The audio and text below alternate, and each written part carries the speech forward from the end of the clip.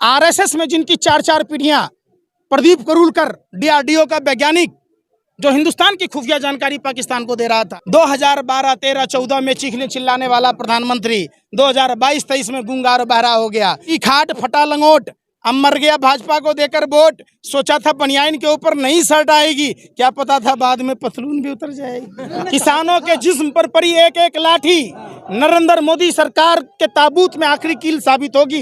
याद रख लेना। कहाँ जाएं? अरे कहाँ जाएं? अरे भाई, अरे सुनो, आप लोकतंत्र के चौथे स्तंभ दीमक खा गया है। आपने 62 करोड़ किसानों की सम्मान की बात क्यों नहीं की? आपने 2 करोड़ देश के किसान भाइयों को किसान सम्मान निधि के लिस्ट से नाम क्यों काटा? जैसे जैसे मोटी हुई उनकी अकल भी मोटी हो गई, देश का दुख दर्द भूल गया है। चूड़ियां लेके खी करती थी, हैं? तो अब कहाँ खी कर दिया, इसे खी कर दी ना।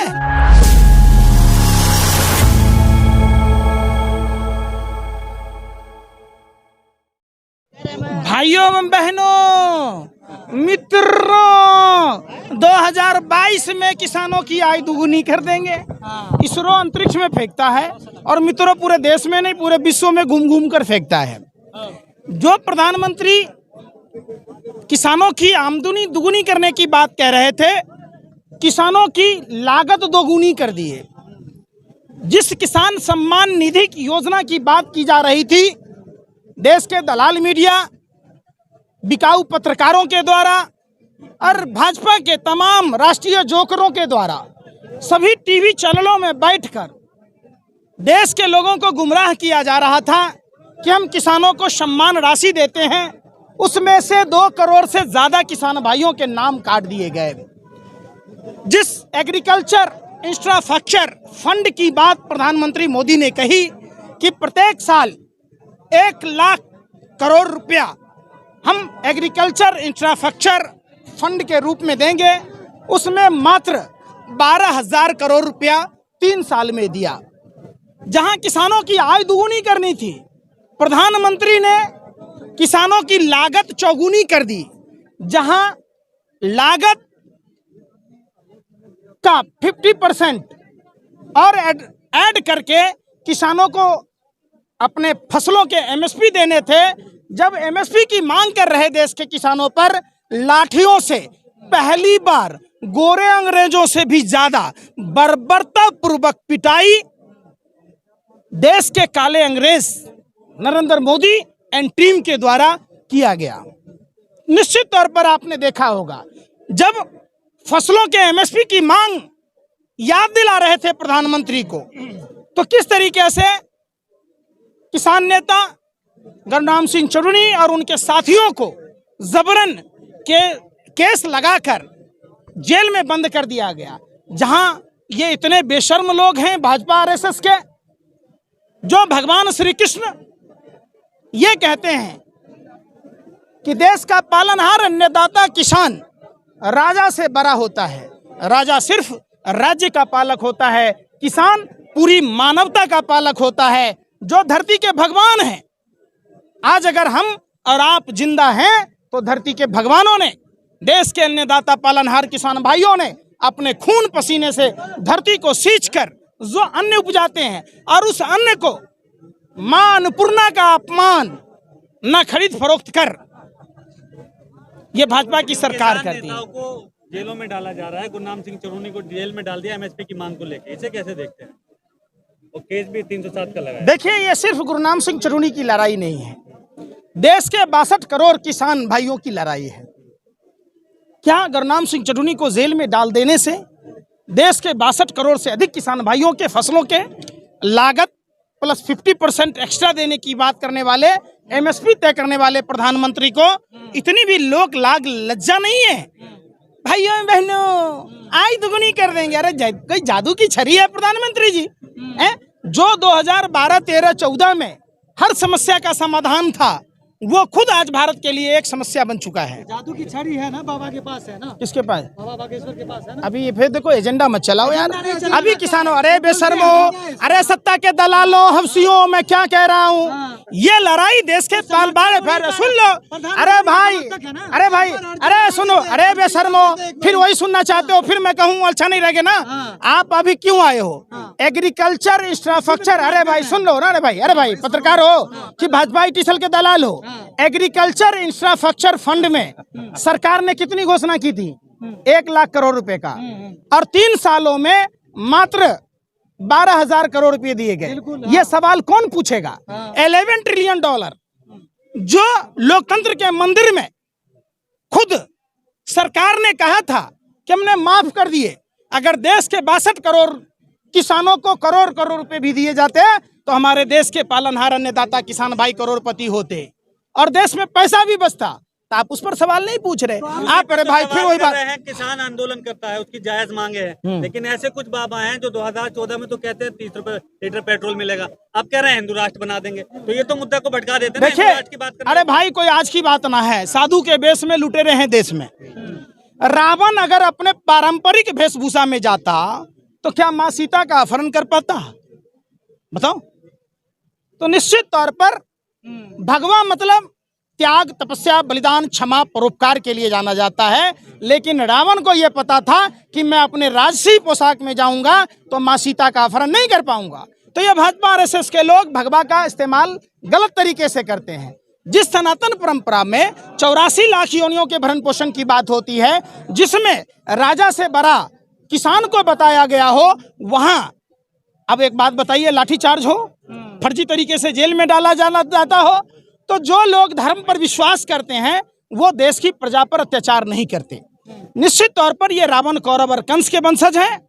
देखिए, बेवजह सताए 3 गए, राज, धर्म और वंश, मानो मेरी बात नहीं तो देख लो रावण, कौरव और कंस। और ये कुरुक्षेत्र की धरती है, आपको तो पता होना चाहिए कि यहाँ युद्ध कराना दिल्ली से यहाँ पे कुरुक्षेत्र में। हाँ, आप तो पहुँच गए ना। अरे भैया, हम तो पांडवों की तरह एमएसपी मांग रहे हैं, 5 गांव मांग रहे हैं। अच्छा। और तुम तो कौरवों की तरह देना ना चाह रहे हो, तो फिर तो धर्म युद्ध होना ही है। अरे बेशर्मो, सुन तो लो, ये सवाल तो सरकार से भी तो पूछ लो। आप बताओ, एक कोई भी फसल पैदा करने में 100 से 150 दिन लगते हैं। एक मजदूर की मजदूरी 500 रुपया है। तो क्या देश के पालनहार अन्नदाता किसान भाई जिस फसल को भी बोते हैं उसमें अगर 100 दिन गए तो 100 दिन 500 रुपए के हिसाब से जोड़ो तो उस अनाज का दाम क्या होना चाहिए?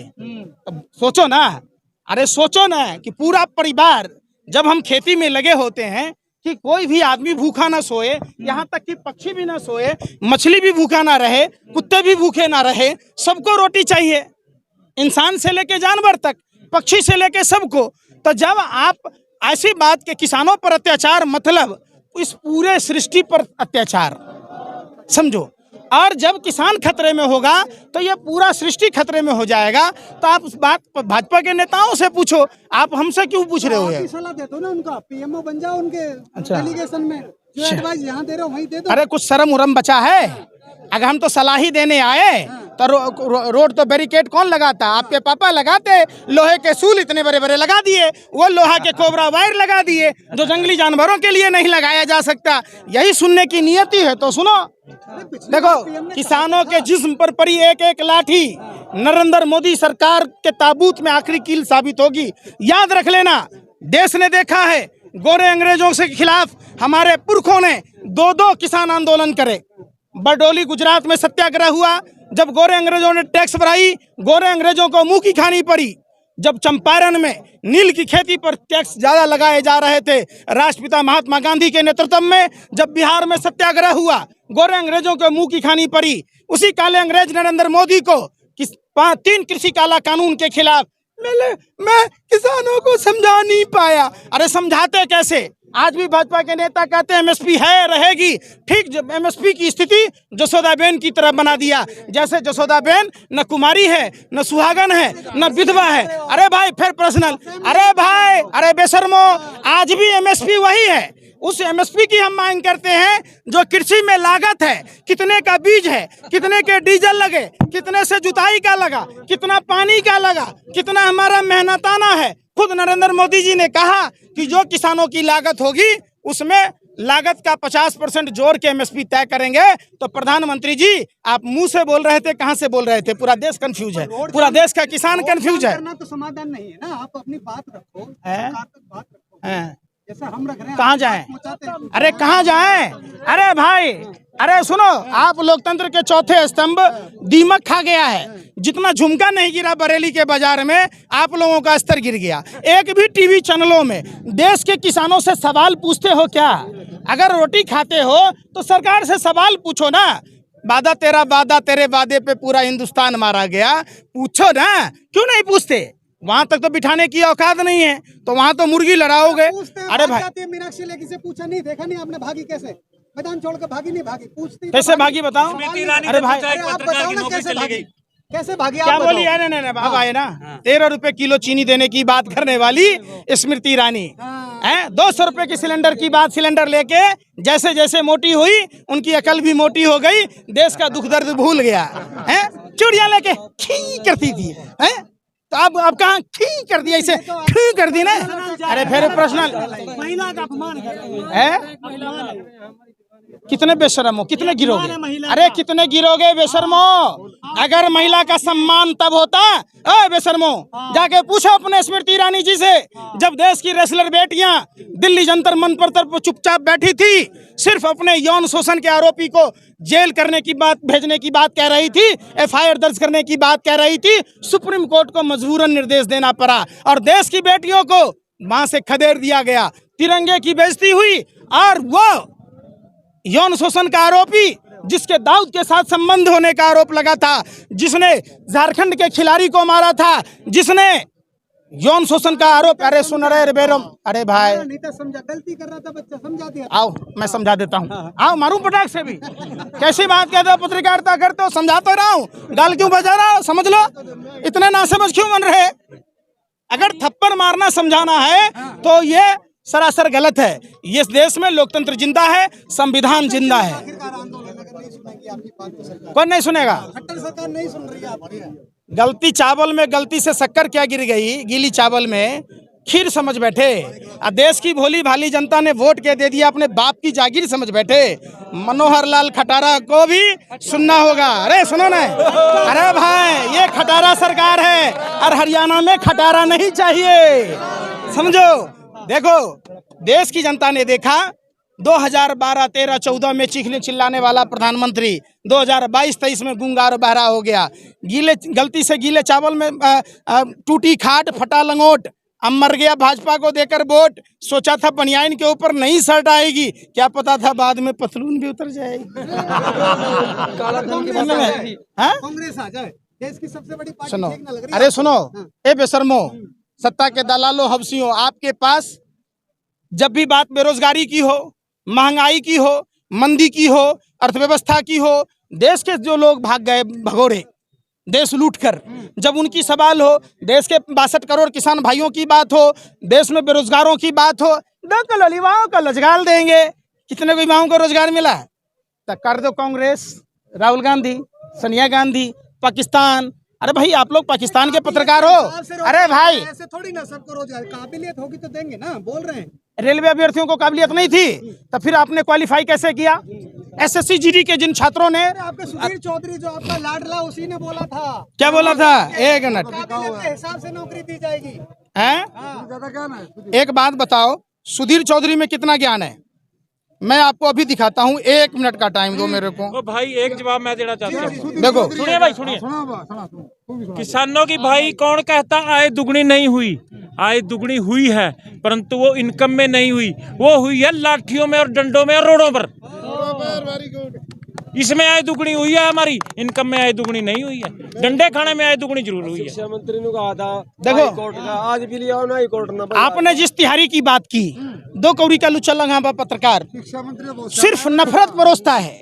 उसकी योग्यता, वो जिसको योग्यता कहता है, वो गोबर को च्यवनप्राश समझ के खाता है। जिस बुलंदशहर में जब मंदिर पर घटना की बात हुई तो कह रहा था मस्जिदों पर, चर्चों पर हमले होते हैं तो लोग सड़कों पर आ जाते हैं, मंदिरों पर हमले नहीं हुए तो हमले होते हैं तो सब गूंगे बहरे हो जाते। अरे भैया तिहारी, हमला करने वाला कौन था? तेरा रिश्तेदार था? बताओ ना, किस तरीके से नफरत फैला रहा था। इसीलिए तो ब्लैक एंड व्हाइट चैनल चलाता है जो पाकिस्तान का शो था। अब पूरा उसमें से व्हाइट हटा दोगे तो कोयला से भी काला शो है। उसमें सिर्फ नफरत की बात की जाती है, उसमें सिर्फ भाजपा सरकार का प्रोपेगेंडा चलाया जाता है। बुलंदशहर में कौन था भाई? कौन हिंदुस्तान की खुफिया जानकारी पाकिस्तान को दे रहा था? आरएसएस में जिनकी 4-4 पीढ़ियां, प्रदीप करूलकर डीआरडीओ का वैज्ञानिक जो हिंदुस्तान की खुफिया जानकारी पाकिस्तान को दे रहा था। कौन है रघुवंशी? बताओ ना, जो पाकिस्तान को खुफिया जानकारी दे रहा था। कौन है शर्मा जो गैलेंट्री अवार्ड से नवाजा गया था?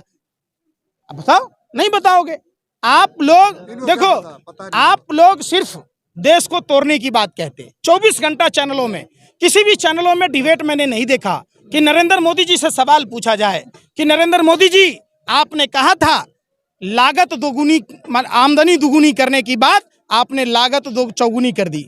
आपने बात करी थी कि लागत जो आएगी कृषि में उसका 50% और ऐड करके हम एमएसपी की घोषणा करेंगे।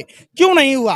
किसानों की आय दुगुनी क्यों नहीं हुई? आपने एग्रीकल्चर फंड में, जो इंफ्रास्ट्रक्चर फंड में आपने 1 लाख करोड़ रुपया सालाना देने की बात की थी, उसको मात्र 3 साल में 12,000 करोड़ क्यों दिया?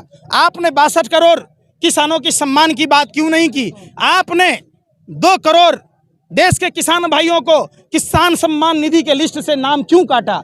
आप नहीं बताएंगे।